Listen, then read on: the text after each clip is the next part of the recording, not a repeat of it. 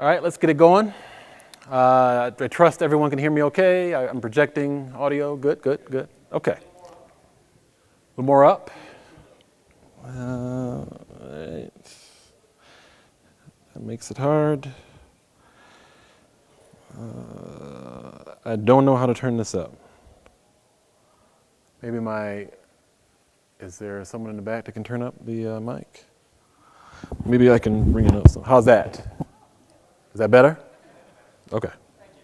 All right. Just raising the mic. Okay. Okay, let's get it started. Thank you, everyone, for coming. I'm always excited. This is my fifth or sixth Identiverse presentation. I actually was a presenter at the original Cloud Identity Summit in Keystone many years ago, 2008. This is my, I think, fifth time since we've done it in Identiverse. So I really appreciate being asked to come back. I appreciate talking identity and sharing my experiences, our experiences as a company with folks, and I'm pleased that there's interest to hear about our journey. Today we're going to talk about terms that you're probably familiar with. We're going to talk about zero trust. We're going to talk about hybrid cloud identity. And it's a very interesting journey that we've been on. And if you've heard me speak in any years previous, we've been primarily a private cloud environment that we ran on-premise. And as of about last year, maybe 14 months ago, our CISO, our new CISO, Fred Killeen, basically came to us and said, and there were a lot of reasons behind it, but basically said, we are a Azure cloud shop, and let's start to plan to move our private cloud resources into Azure. And so that immediately made us a hybrid cloud environment, and as a security organization, we were tasked with exactly planning out that move and making it real across the rest of the GM. So what I'm going to talk about today are those learnings, some guidance that we've learned. Hopefully you'll gain some benefit out of that. My name's Andrew Cameron. I'm a technical fellow in our IT security organization. I have been in identity for at least 15 years. Let's say 18 years. 2004 is 18 years. So yeah, it's quite a while. I was involved in identity when it was only known as a directory services. In fact, the team that I joined at the time was called the directory services team. We basically ran operations for our LDAP environments, and I've taken to the discipline of identity. It has evolved. It has evolved in importance. It has evolved in everything as a career and everything else in terms of what it means to IT. It's so important now that we have visibility all the way up to Mary Barra in terms of things that we're working on, and I'll get into exactly how that visibility materializes. And so myself, I focus on architecture. I focus really on all things identity at GM. As Ian was giving his presentation today, I was really interested. I have nightmares about the exact journey that he talked about today. We were in a similar position at GM. And so my other hat that I wear when I'm not focusing our internal and enterprise systems on zero trust, I also focus on B2C identity and enabling our customers who drive our cars, who run our mobile apps, and who also interact with our systems out of our vehicles. It's also something I'm involved with and something that I'm very excited about as well, and maybe a future talk I'll be able to bring back a B2C topic. But that's me at GM. So today we're going to talk about, again, zero trust, kind of the foundations of what drives us from a principle perspective on why we're in the zero trust journey. We're going to talk about hybrid cloud, what it means to be hybrid with zero trust as your underpinning, as your foundation. And we're also going to get into the enablers around identity. We're also going to get into, we're going to make some assumptions that identity strategy is something that's in every company at this point. And we're going to get into some more advanced discussions around why identity is so important to zero trust. Identity, as a matter of fact, is the most important thing, in my opinion, to zero trust and making it real. Then we'll get into wrap-ups and recommendations as well. So like I was mentioning before we started the talk, it is a time of excitement at General Motors. And if you're aware of our current pivot and making electric vehicles a reality in our 000 strategy, it is a very real thing, and it is an aggressive push within the company to basically move us away from the vehicles that you've known us for 100 years, internal combustion engines, and completely flip our inventory of vehicles over to electric, to all sorts of electric vehicles, right? So whether it's, if you were able to see the CES presentation that Mary and her staff did in revealing the Silverado, whether you are aware of the Cadillac Lyriq, and I'll save you the time at the reception today. I have not been able to get my hands on any of these vehicles, and I don't expect to, because these are still rather kind of rare to get our hands on at the moment, but they are being produced, they are being made available. And yes, I had to add that there is an electric Corvette on the way. It'll be here next year, and I can imagine, I know I'm excited, I know quite a few folks are going to be excited about that as well. All in all, though, it is really exciting to be a part of that transition, because making GM, a company the size of GM, pivot like a battleship, the battleship that it is, and to pivot a strategy to this point to be this aggressive about it, it's challenging, and it is involved. Days are long, and but to be in the room with the teams that are making these decisions and making these plans around software-defined vehicles and making plans around electric vehicle platforms and how to secure them. As an identity practitioner, as a security practitioner, it is pretty exciting to be in those discussions and to be able to have, again, something that Ian had mentioned, to be able to have a material effect on the people that are buying your cars and to be able to make their experience more secure. That does mean something, and I appreciate his message there, and because it resonates with me when I hear that. So it is an exciting time to be at GM, and I'm 21 years there, and it has never been a better time to be in IT at GM because of where we're headed and the opportunity that stands before us.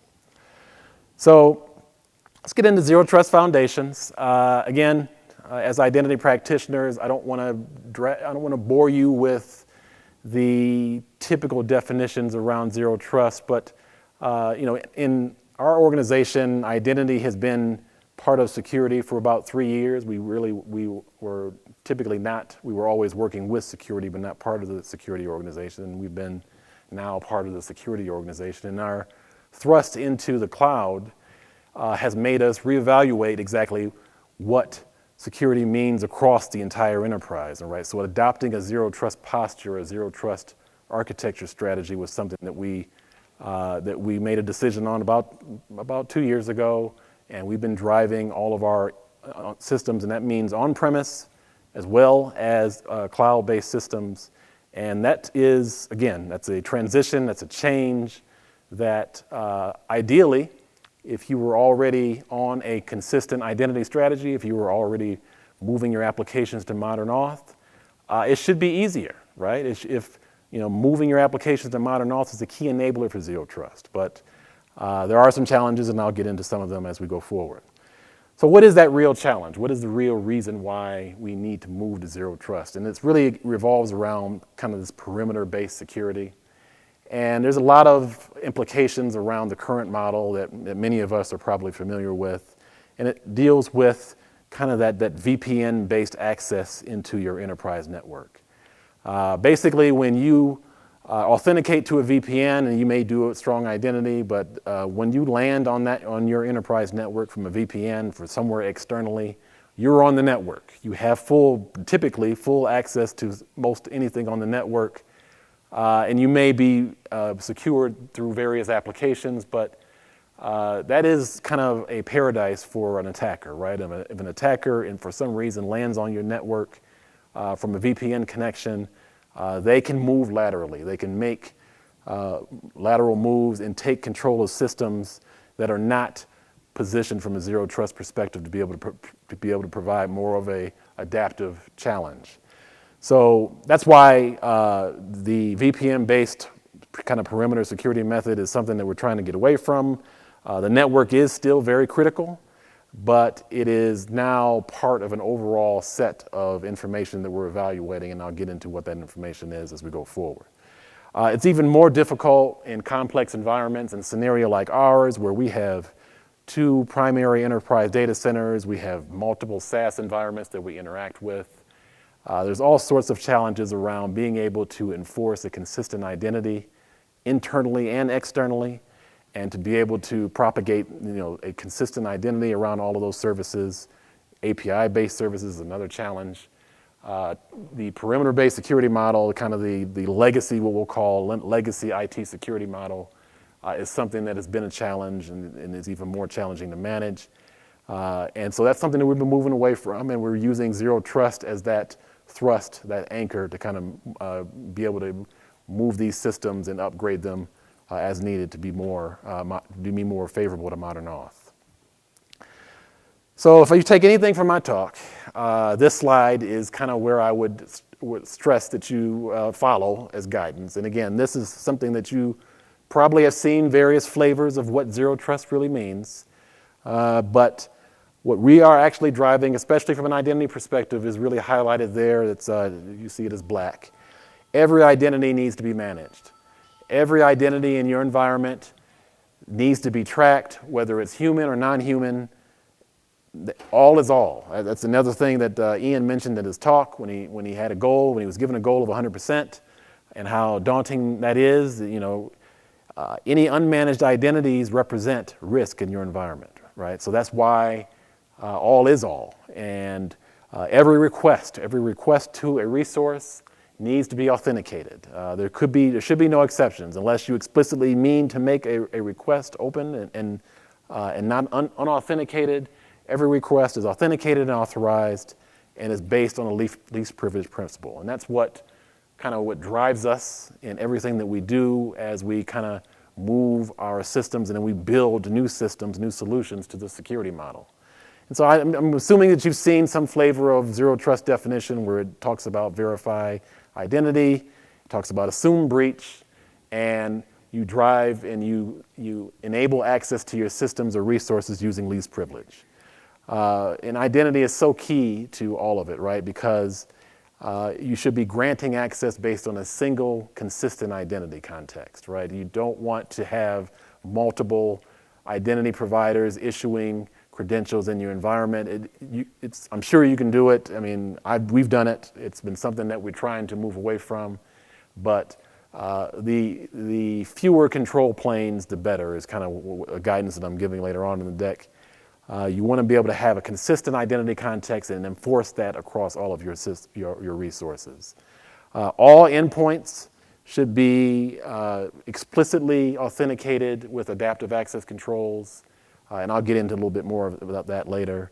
And again, assume breach is something that is a difficult concept to grasp, but is something that is also very important when you're crafting your security policies, that you need to assume that there is risk in your environment, and that when you create your observability, when you create your logging and monitoring services, that you are crafting policies and generating signals that assume that there's a breach in your environment, and you have ways to plan to mitigate that risk.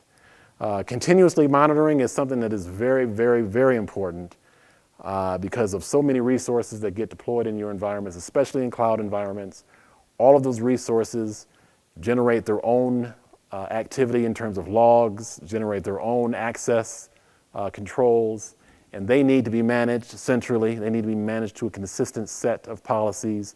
And your monitoring needs to be able to generate signals that allow you to track anomalies and to allow you to track risk across those resources. And being able to have a consistent strategy for your monitoring is very important.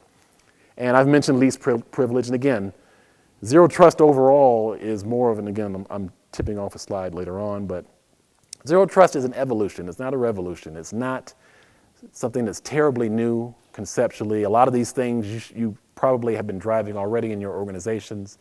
it's really kind of a rebranding and combining of a lot of principles that you're already very familiar with. So driving the least privilege, I'll even talk about how we're implementing some custom solutions to help remove standing privileges, right? If you have a lot of privilege in your environment that is not being reviewed on a periodic basis and is not being attested on a periodic basis, that's very important that you put any privilege access under a governance model and require it to be attested in your environment. Okay, so let's talk about now, again, kind of the language of zero trust and how we communicate risk across the environment. That is done through a signal, right? And a signal really represents a request to access a resource. It is a statement of a subject trying to access a resource, and typically you make an evaluation of risk from a signal, whether it's risk from a device perspective on a device trying to access anything in your environment, or the user who is authenticated to your device. There's many indicators of risk, whether they have multi-factor authenticated, are they new to this environment, have they authenticated on their browser before, have they authenticated on this device before. There's lots of indicators that would give you a way to assess risk of the authenticated user, and that would be used to determine whether they get access to something. And then that is then done with a decision.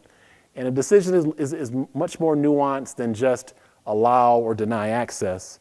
There could be a policy that requires a level of step up, right? You could require someone to step up in multi-factor authentication based on the risk that is detected in the environment. And you want to be able to consistently apply that decision across all of your resources. So being able to translate signals into policy decisions is something that you want to be able to, that your access policies will generally dictate across all of your resources how you'll achieve that. And then obviously then you want to apply that from an enforcement perspective across all of your resources. And that's where it gets difficult, because if you're like us, you have a lot of legacy systems that may not respect modern auth protocols. They may not be modern auth friendly. They may support LDAP or whatever is going on from a legacy perspective. And that is where it gets challenging to be able to apply consistently. And we'll talk about some of the things that we're doing internally to help mitigate that as well. Okay, so from a zero trust perspective, again, this is kind of putting everything that I've discussed to this point on a picture. Again, we're very much an Azure cloud shop, and if you are yourselves an Azure customer, this picture might be familiar to you.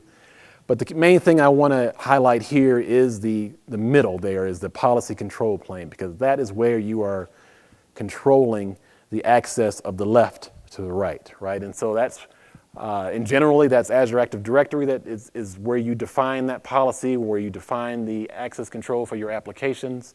But we are actually leveraging other tools in the environment. And so we've kind of expanded that control plane to be more of what I would call a hybrid control plane that allows us to apply zero trust concepts for on-premise applications who are not necessarily modern auth, and I'll get into that from a moment. But I talked about user risk and device risk. Another key input to a policy evaluation decision is threat intelligence.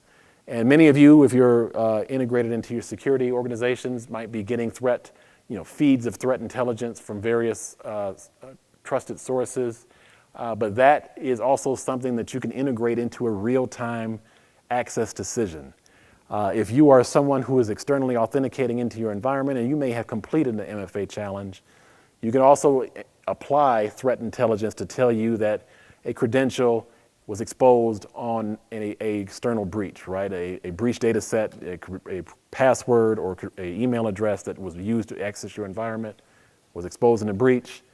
We need you to step up, or we need you to actually go and reset your password or whatever that may be, that you allow that risk to get mitigated. So integrated threat intelligence into your policy decisions is something that's also very important from a zero trust perspective.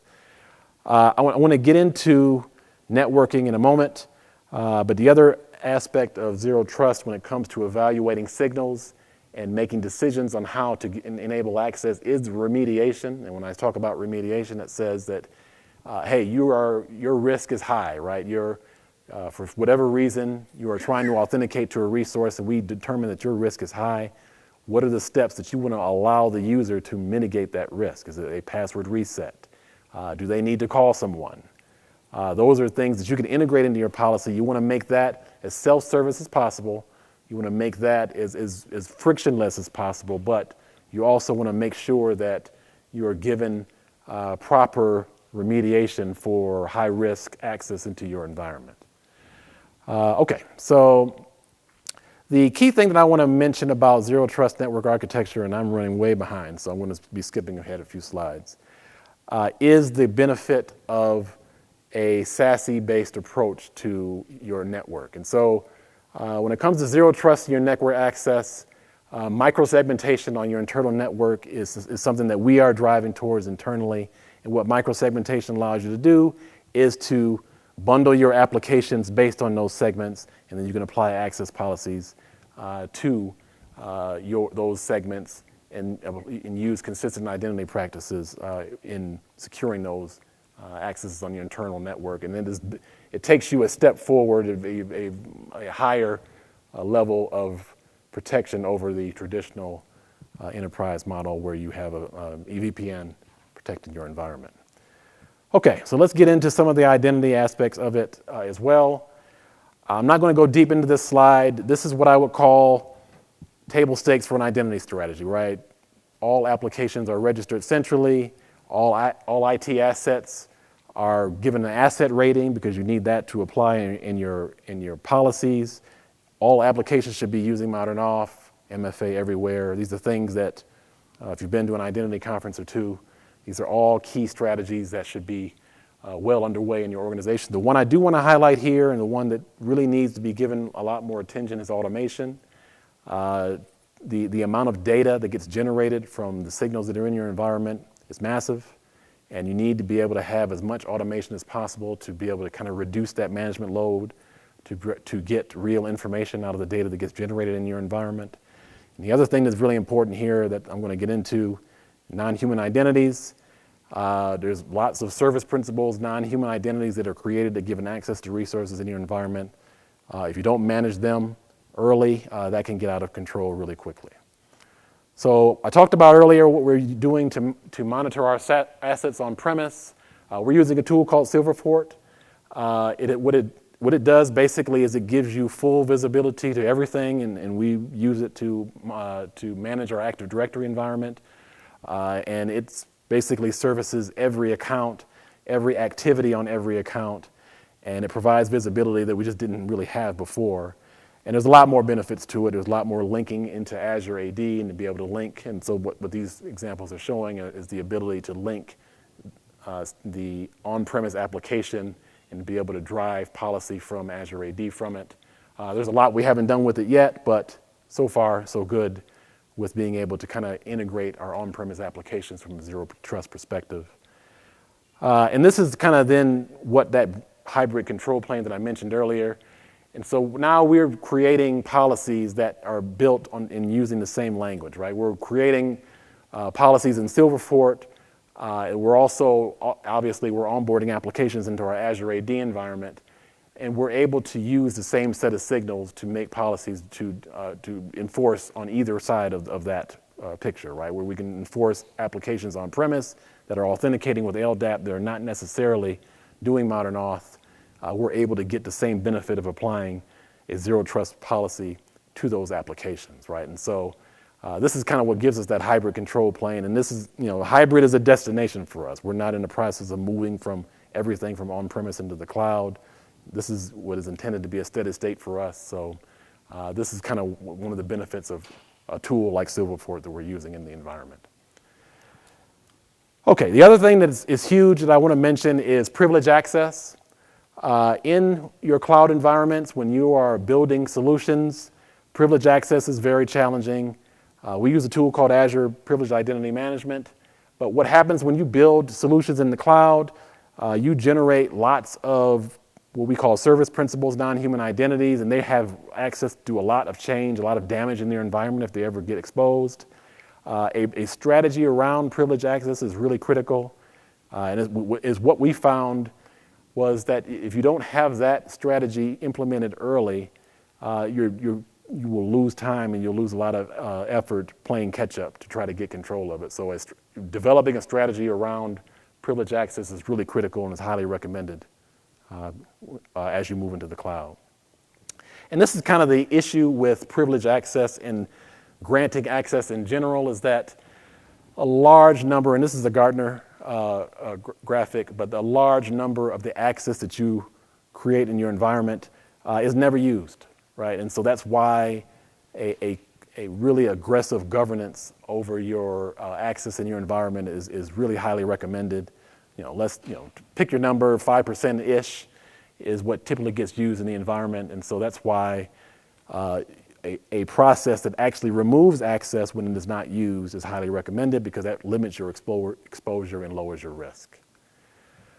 Last thing that I want to highlight that we have been working on is basically a just-in-time model of allowing non-human identities in our DevOps pipelines. And so what this is talking about is, again, with resources in Azure, if you have RBAC policies that that are out of the box with Azure, that gives you access to resources, and then if you're using Azure Privileged Identity Management, you can enforce that for human identities, but there really isn't a way for non-human identities to kind of have a real-time access model. So we built an API service that allows our application teams to check in and check out service principals, and so they're only allowed to run a particular pipeline activity while the service principal is checked out. That access will expire if they don't check it back in, but when they check it back in, all of that is logged, and it's very similar to what you might be familiar with in a CyberArk type solution. So this is something that allows us to limit our exposure where service principals are not in the environment unmanaged. I am almost out of time, and the one thing that I did want to mention again is when I mentioned that reporting that we have that goes all the way up to Mary Barra, it is based on the NIST Cybersecurity Framework. The NIST framework is very critical because it is how you measure yourself and your progress towards reaching a goal of zero trust. You can't improve if you can't measure it. The NIST framework is very important and the thing about, and the reason why an identity guy is mentioning it is because like 40% of the overall controls in the NIST framework are identity based, right? So it's very important from an identity perspective to know how to measure yourself on where you're applying your controls, and that is something that you can then present to your leadership in terms of how you're using security to advance and lower the risk for the enterprise. So highly recommend an adoption around this cybersecurity framework. I'm going to probably have to, because I'm running out of time, I'm going to have to run through my takeaways. I've talked about zero trust being evolutionary, not revolutionary. Aggressive governance, highly recommended. Monitor everything, highly recommended. I talked about all of these already, so this is just a summary of my takeaways. And hopefully, when you review this presentation in your own free time, all of this will make sense. And that is it. And if you know me, if you've seen any of my previous presentations, I have to have a Marvel reference.